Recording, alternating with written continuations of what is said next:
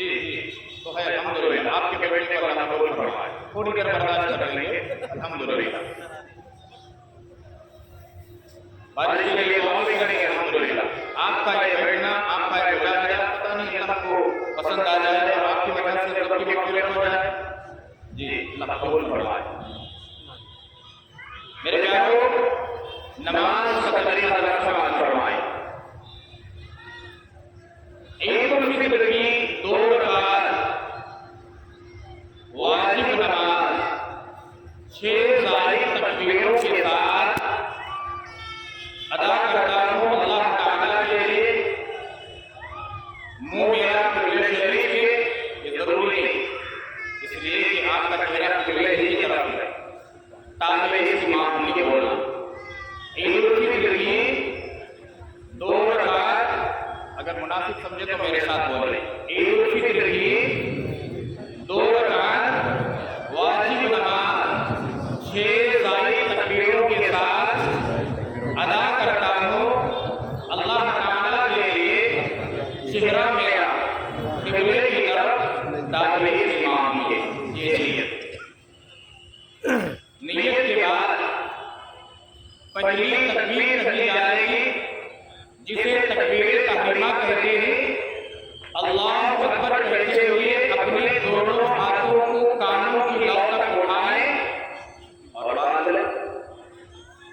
اس کے بعد ثنا پڑھنا ہے، سبحانک اللہم وبحمدک وتبارک اسمک وتعالی جدک ولا الہ غیرک۔ ثنا پڑھا نہیں آتا ماشاءاللہ۔ پہلی تکبیر تو ہو گئی، اسے تکبیر تحریمہ کہتے ہیں۔ اب دوسری تکبیر کہی جائے گی، جب دوسری تکبیر کہی جائے گی تو اپنے دونوں ہاتھوں کو کانوں کی لو تک اٹھائیں، چھوڑ لیجیے۔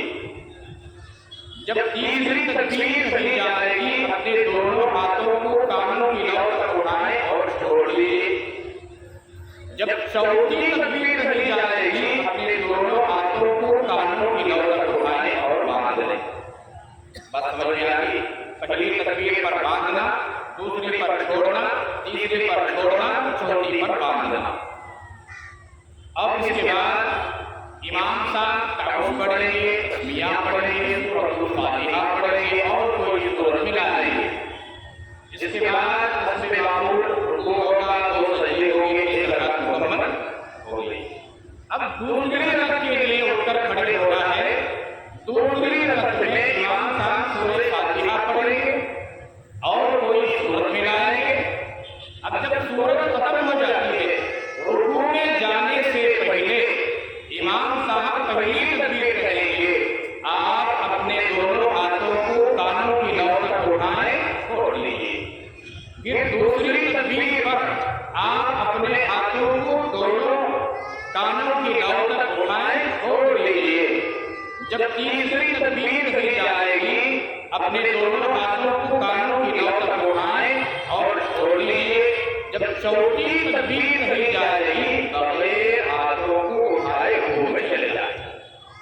پھر رکوع ہوگا، 2 سجدے ہوں گے، تحیات پڑھا جائے گا، درود ابراہیم پڑھا جائے گا، دعائے معمورہ پڑھا جائے گا، سلام پڑھا جائے گا۔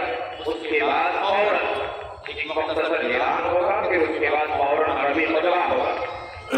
عربی خطبہ یہ کا سنت ہے اور سننا واجب ہے۔ ہم نے بعد دیکھا ہے نماز پڑھتے ہی فٹافٹ نکل جاتی ہے، جیسا پڑھ کے اڑ کر چلے جاتے ہیں، پھر پڑھنے کے بعد فوراً اس طریقے سے میرے پیارو یہ بھی نماز کا حصہ ہے۔ عربی خطبہ زیادہ طویل نہیں ہوگا، مختصر ہوگا۔ آپ سے گزارش ہے کہ نماز کے بعد میں آپ 2 3 4 منٹ بیٹھیں، عربی خطبہ ہوگا، اس کے بعد میں ایک مختصر بیان ہوگا، پھر اس کے بعد میں دعا ہوگی، الحمدللہ سب فرصت ہو جائے گی۔ اور سمجھ میں آ گیا طریقہ، نماز کا طریقہ سمجھ میں آ گیا؟ اللہ تعالیٰ قبول فرمائے، سب کے درست کر لیں۔